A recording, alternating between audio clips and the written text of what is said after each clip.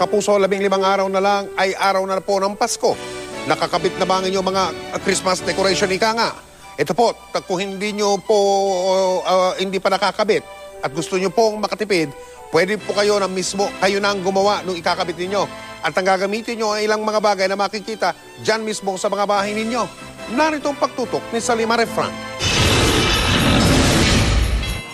Sa hirap ng buhay ngayon at kabi-kabila pa ang pagtaas ng bayarin, tila mahirap maging merry ang Christmas. Pero ang Pasko, pwede namang iraos ng hindi mahubuto sa inyong bulsa. Sa tulong ng imahinasyon, pwedeng gumawa ng sariling Christmas decors mula sa ilang mura at lumang material. Gaya na lang ng Christmas wreath na ito, nagawa sa alambre at hanger, lumang papel, bulak at rebon.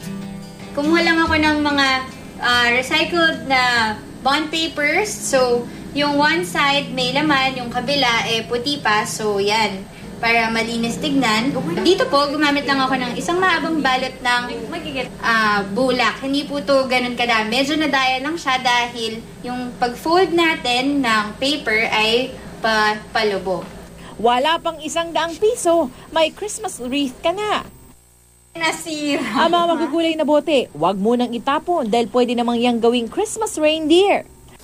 Ang mga tansan, may pakinabang pa dahil pwede yang gawing snowman na palamuti sa Christmas tree. Pintarahan na po natin yung tansan. So, dun sa parte kung nasaan yung brand name niya, pagdidikitin natin yung 3 tansan para maging snowman siya. So, unahin na natin i-glue gun sa dulo lang. At para mas makulay ang inyong Christmas tree, pwede rin gawing palamuti ang merengue. Kadalasan ginagamit natin sa tuktok ng Christmas tree natin ay yung mga angel o kaya mga star. Pero imbes na bumili kayo nun ay maaari nyong gamitin yung mga pictures nyo sa family photos katulad nito.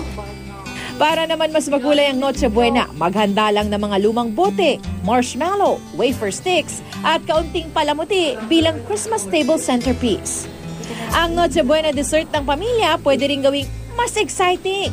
Gamitan lang ng edible glitters at syempre, diskartehan ang plating. Ngayong Pasko, hindi kailangan ng magarbo at magastos sa selebrasyon. Ang mahalaga naman, magsama-sama at magpasalamat sa biyayang bigay ng Panginoon. Salima Refran, Nakatutok, 24 Oras.